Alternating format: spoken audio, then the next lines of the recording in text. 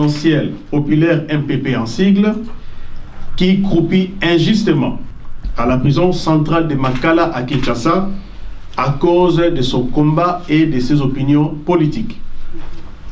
Je présente mes souhaits d'espoir aux malades dans les hôpitaux, aux blessés de guerre, aux personnes vivant avec handicap, aux veuves, aux orphelins, à tous les prisonniers politiques et au peuple de la RDC dont l'immense majorité des 80 millions d'habitants vit sous les seuils de la pauvreté absolue. 8 habitants sur 10, selon le chiffre du FMI du mois d'octobre 2015, en dépit d'une croissance macroéconomique théorique de 9%. La démocratie chrétienne de ces cycles vous remercie pour votre présence, chers amis, à cette conférence de presse, aussi bien au nom de son président national, M. Eugène Diomine Dongala, et à mon nom propre, le secrétaire général. Notre parti politique a déjà exprimé toute son inquiétude par rapport à la grave crise politique qui traverse notre pays en ce moment, à cause d'une impasse politique généralisée et, il faut l'avouer, savamment entretenue afin d'empêcher l'organisation d'élections présidentielles en septembre 2016, comme prévu par la Constitution actuellement en vigueur. Des voix se sont levées pour que les problèmes politiques très graves qui secouent en ce moment la RDC soient résolus à travers un dialogue politique essentiellement centré sur le lancement d'un processus électoral dont notre pays est actuellement dépourvu, à seulement quelques mois de la date constitutionnellement prévue pour l'élection présidentielle. Le constat est pour le moins dramatique. 1. En République démocratique du Congo, en ce moment, il n'y a pas de calendrier électoral. 2. Le fichier électoral n'est pas viable ni mis à jour, excluant jusqu'à présent près de 8 millions de jeunes devenus majeurs d'âge depuis 2011. 3. Le financement alloué depuis 2012 pour la tenue des élections est inscrit au budget national depuis cette date a été détourné pour d'autres finalités non inscrites au budget et seulement une infime partie a été versée à la Commission électorale nationale indépendante, CENI en sigle, en vue d'organiser les élections. 4. Aucune opération technique de viabilisation du fichier électoral n'a été à ce jour. Un calendrier électoral inapplicable et inappliqué a été rendu public en février 2015 et aucun scrutin prévu n'a été organisé selon ce calendrier, devenu d'ailleurs caduc, que d'ailleurs la démocratie chrétienne avait déjà défini comme irréaliste depuis son lancement en février 2015. 6. La communauté internationale ne peut participer au financement des élections à l'absence d'un calendrier réaliste. Deuxième point, situation politique, sociopolitique en RD Congo. Cette situation, chers amis, est marquée sur le plan politique par un blocage du fait de l'absence d'un véritable dialogue entre la majorité au pouvoir et l'opposition, puis un état de droit de l'homme catastrophique. Ce qui est préjudiciable au bon fonctionnement de la démocratie, à un moment où des échéances électorales capitales s'annoncent. On devait normalement organiser le 31 janvier des élections de gouverneurs et de vice-gouverneurs des provinces. Malheureusement, ce calendrier, comme je viens de le dire, est caduc. À l'absence de processus électoral, s'ajoute une situation répressive de droits civils et politiques à dire peu scandaleuse avec la détention arbitraire des opposants qui osent dénoncer les dérives du pouvoir en place à Kinshasa. Nous citons le cas du leader de la démocratie chrétienne, M. Eugène Diomi Ndongala, d'ailleurs malade, qui a dit introduire un recours près du Comité des droits de l'homme des Nations Unies à Genève, afin de dénoncer son arrestation et détention arbitraire à la suite d'un procès juridiquement nul et non advenu et qui viole le pacte international aux droits relatif aux droits civils et politiques dont la RDC est signataire. Nous citons également le défenseur des droits de l'homme, M. Firmin Yangai et Christopher Ngoy, les jeunes des mouvements citoyens arrêtés à Kinshasa et à Goma, à qui s'ajoutent tant d'autres, tous victimes d'accusations fantaisistes et d'une instrumentalisation flagrante de la justice à des fins politiques. À cette situation d'impasse et de répression politique s'ajoute une situation sécuritaire très inquiétante pour la population de la RDC, avec des massacres au Nord Kivu, où plus de 600 personnes ont été exécutées à l'arme blanche près de la ville de Beni au cours des derniers 14 mois, et la macabre découverte à Kinshasa et au Katanga en décembre 2014 des fosses communes contenant des centaines de cadavres ensevelis nuitamment par des militaires et dont l'origine reste à déterminer. Le régime Kabila, refusant toute enquête indépendante sur l'identité et les circonstances de la mort des citoyens congolais qui y sont enterrés, sans aucun respect de la dignité humaine.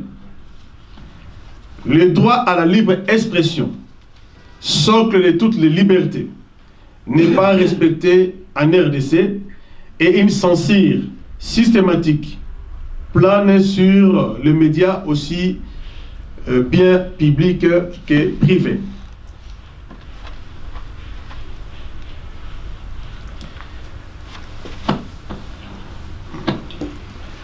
Dans ce contexte de piétinement des droits civils et politiques,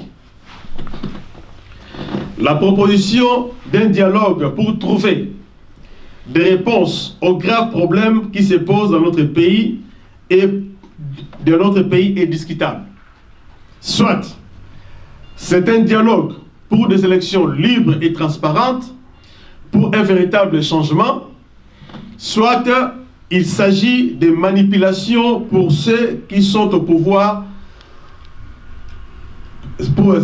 soit il s'agit de manipulations pour ceux qui sont au pouvoir s'y maintiennent. Il est aussi nécessaire de souligner l'incapacité des institutions issues des élections frauduleuses du 28 novembre 2011 de fonctionner normalement et de donner des réponses aux défis électoraux, politiques, sécuritaires et économiques qui se posent dans notre pays.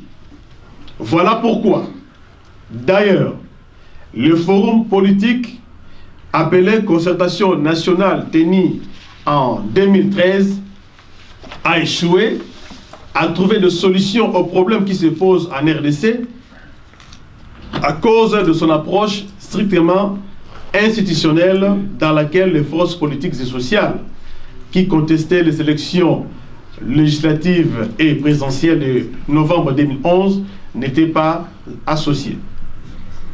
Certes, un dialogue national qui puisse être considéré comme inclusif et représentatif du panorama politique congolais ne devrait jamais éluder la question politique centrale de la libération préalable des prisonniers politiques, par rapport auquel le leader historique de l'opposition congolaise, M.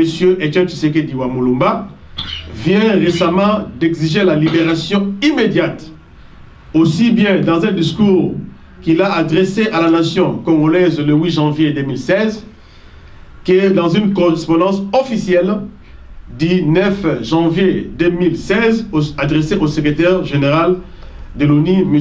Ban Ki-moon. Le respect de la Constitution en RDC et du nombre de mandats présidentiels sont aussi des exigences incontournables pour la tenue d'un dialogue national inclusif qui puisse apporter des solutions à la grave crise institutionnelle qui sévit en République démocratique du Congo. Néanmoins, nous constatons que la majorité au pouvoir multiplie des manœuvres dilatoires pour retarder aussi bien la libération des prisonniers politiques. Je crois que c'est bon là, après je vais passer aux questions.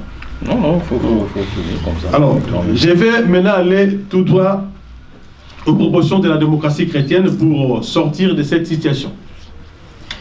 Pour sortir de cette situation de blocage et favoriser l'instauration d'une démocratie apaisée, au sein de laquelle tous les acteurs puissent jouer chacun sa partition, la démocratie chrétienne avance quelques pistes. 1. La libération des prisonniers politiques. La présence d'un facilitateur désigné par les Nations Unies. 3. Le lancement dans les meilleurs délais par les facilitateurs d'un comité préparatoire devant organiser techniquement les dialogues. 4.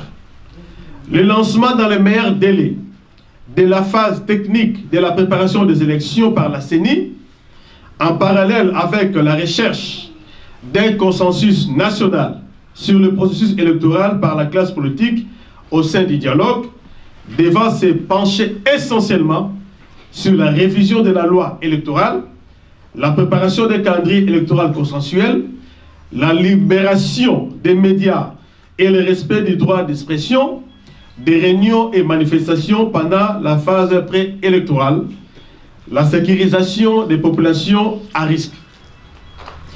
Passer de la logique de propagande dite Kabila désir à celle des Congo désir. Il serait irresponsable de notre part de ne pas évoquer les conséquences néfastes qui découleraient de la persistance de l'impasse politique actuelle, aussi bien sur le plan politique et social, car l'absence de processus électoral en RDC risque d'exposer le pays à l'instabilité politique, économique et sécuritaire, de plus dans un moment de récession économique internationale. En d'autres termes, la banalisation de la crise politique actuelle pourrait faire reculer dangereusement le processus de démocratisation, ramenant la RDC à une situation comparable à celle du Zaïre de 1996. Aussi, serait-il nécessaire d'évoquer la mauvaise interprétation du dialogue que la majorité artificielle et mécanique au pouvoir propose aussi bien aux citoyens congolais qu'à l'opposition politique dans son ensemble. Les dialogues, officiellement annoncés depuis novembre 2015, n'est toujours pas lancé, semble être présenté comme un simple slogan de campagne au contenu flou et qui est lancé depuis des mois sans approche politique sérieuse, au point de provoquer dans la population congolaise une forme de désaffection, car les citoyens congolais sont conscients de la gravité des problèmes qui vont se poser à notre pays au cours de l'année 2016. En effet, la recherche de consensus politique se dilie chaque jour qui passe dans le slogan des dialogues politiques et le pouvoir Kabila veut manifestement tirer à longueur afin de mettre les peuples congolais face au fait accompli d'un lancement tardif du processus électoral avec une CENI, il faut l'avouer, trop complaisante et paix consciente de ses responsabilités. La démocratie chrétienne tient à alerter l'opinion politique tant nationale qu'internationale sur les conséquences néfastes pour la stabilité de la RDC d'un plan machiavélique visant à faire du dialogue national dit inclusif une simple caisse de résonance des visées politiques inavouables de la majorité kabyliste. Voilà pourquoi nous invitons la dite majorité qui continue à s'essouffler et à tirer à longueur le processus électoral et à maintenir ses otages politiques en prison de décrisper immédiatement la situation politique et de respecter l'ordre constitutionnel. Vérité et justice pour le Congo. Vive la République démocratique du Congo. Que Dieu vous bénisse. Je vous remercie.